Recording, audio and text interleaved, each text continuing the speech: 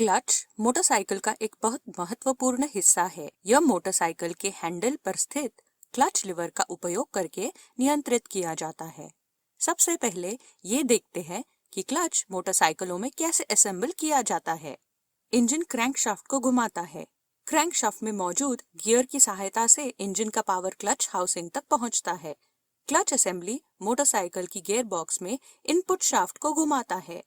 Gear box में मौजूद विभिन्न गियर्स के माध्यम से आउटपुट शाफ्ट को घुमाया जाता है, जो मोटरसाइकिल के पहिए को घुमाता है। क्लच असेंबली विभिन्न पार्ट्स का एक संयोजन है। इसमें एक प्रेशर प्लेट होता है, जिसे स्प्रिंग्स और स्क्रूज की सहायता से उचित प्रेशर दिया जाता है। ये प्लेट क्लच पैक को दबाता है। क्लच पैक में कई स्टील और फ्रिक्शन प्लेट्स होते हैं। क्लच बास्केट और इनर हब को गियर बॉक्स के इनपुट शाफ्ट में असेंबल किया जाता है। अब समझते हैं कि क्लच कैसे काम करता है। जब क्रैंकशाफ्ट घूमता है तो क्लच बास्केट भी इसके साथ घूमता है, लेकिन ये गियर बॉक्स तक पावर ट्रांसफर नहीं करता है। इनर हब गियर बॉक्स के इनपुट शाफ्ट से जुड़ा होता है। यदि हम इनर हब को घुमाते हैं तो ये गियर बॉक्स के इनपुट शाफ्ट को भी घुमाएगा।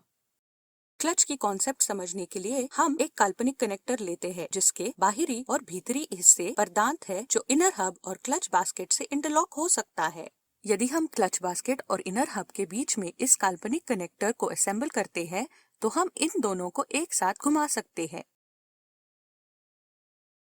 और अगर हम इस काल्पनिक कनेक्टर को हटा देते हैं, तो क्लच बास्केट और इनर हब स्वतंत्र हो जाते हैं। लेकिन इस कनेक्टर का उपयोग करने में एक समस्या है। जब कनेक्टर को हटा दिया जाता है तो इनर हब मोटरसाइकिल की इनर्शिया के कारण घूमने लगता है और क्लच बास्केट इंजन के कारण घूमने लगता है। इस वजह से क्लच बास्केट और इनर हब अलग अलग गति से घूमना शुरू करते हैं। अब इन दोनों से इंटरलॉक करने के लिए हमारे काल्पनिक कनेक्टर को एक ही समय में दो अलग अलग गति से घूमना होगा, जो कि असंभव है। उदाहरण के लिए, यदि इसकी गति इनर हब की गति से मेल खाती है, तो इसे क्लच बास्केट के साथ इंटरलॉक करना असंभव या बहुत मुश्किल होता है। इस कारण से कनेक्टर के स्थान पर क्लच पैक का उपयोग किया जाता है। क्लच पैक में अलग अलग प्लेट्स होते हैं, जो कनेक्टर के रूप में काम कर सकते हैं। समझने में आसानी के लिए हम इन प्लेट्स में से दो प्लेट्स को लेते हैं।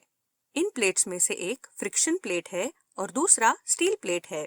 फ्रिक्शन प्लेट की बाहरी परिधि में दांत होते हैं, जो क्लच बास्केट के साथ इंटरलॉक होते हैं। यह प्लेट क्लच बास्केट के साथ घूमता है। स्टील प्लेट के भीतरी भाग में दांत होते हैं, जो इनर हब से इंटरलॉक होते हैं। ये प्लेट इनर हब के साथ घूमता है। यदि हम इन दोनों प्लेट्स को एक साथ उचित बल लगाकर दबाते हैं, तो ये प्लेट्स के बीच घर्षण विकसित होगा और ये हमारे काल्पनिक कनेक्टर की तरह काम करने लगेगा। अब यदि हम क्लच बास्केट को घुमाएंगे तो इनर हब भी घूमेगा, जिससे पावर गियर बॉक्स तक पहुंचेगा।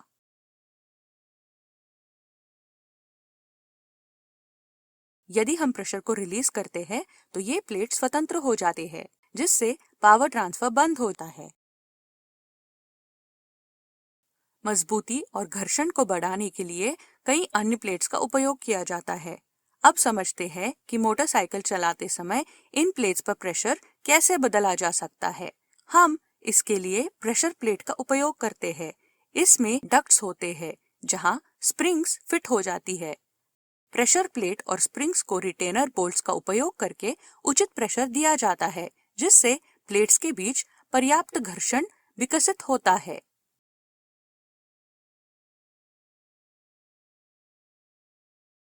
हम प्रेशर प्लेट को बाहर की ओर धकेलकर क्लच पैक पर प्रेशर को कम कर सकते हैं।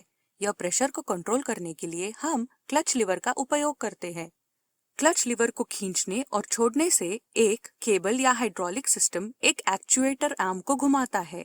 यह एक्चुएटर आर्म पुश रॉड को दबाता है। ये रॉड इनपुट शाफ्ट के अंदर के डक्ट से जाता है और प्रेशर प्लेट को धक्का देता है, जिससे क्लच पैक का प्रेशर कम हो जाता है।